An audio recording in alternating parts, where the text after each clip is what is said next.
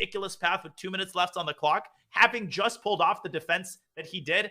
I think the answer is an unequivocal no. I think he's going to be thrilled with the draw and thrilled with the fact that he survived a furious attack by Nepo to remain a point up in the match with only 2 games to go. Great game by both those players. Let's head on over to Magnus Carlsen against Nodirbek Abdusattorov in the third place matchup. As we bring that board up to match the camera we have there, look at this. Magnus Carlsen, rook on the 7th rank, pass pawn on b7. Black is actually up a pawn here, Danya, but completely winning from Magnus. He just needs to play rook c8 check, and it feels like the game should be over in the near future, but maybe easier said than done.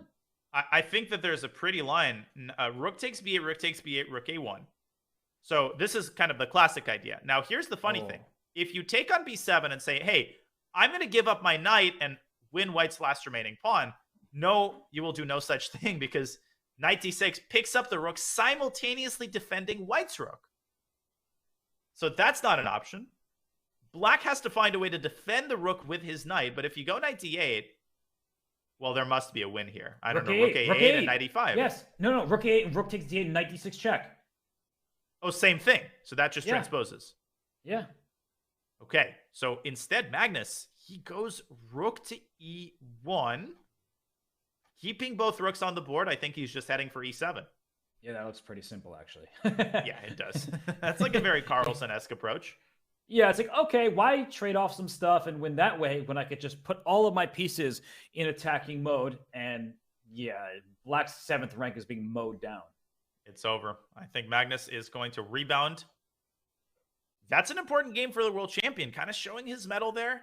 We obviously have been following the Hikaru Jan Nepomniachtchi game, but this looks like a pretty smooth game by all appearances. Wow, rook coming to e7. That's painful. And for Abdusattorov, he's down to 30 seconds on the clock. His position is in shambles. He doesn't have time to calculate the best possible defense. Nope. So knight d8 runs into rook e8 checkmate. Can't even bring your knight back there. This is a nightmare. Literally. And yeah. Nodirbek perked up is rook b3, trying to get that pawn, and rook c8 check followed by rook e8 check. It should do the trick. Yeah, or you could start with knight d6 if you want to be clinical. The rook on b8 was hanging. I'm like, throwing. It is. Yeah. I also didn't see it. I was like, maybe knight d6 here. Wait a minute, you can just take the rook. No, that's a clean finish for Magnus. Rook c8 check, game over. Magnus once again resetting the board. He did that even after his loss, so he's just.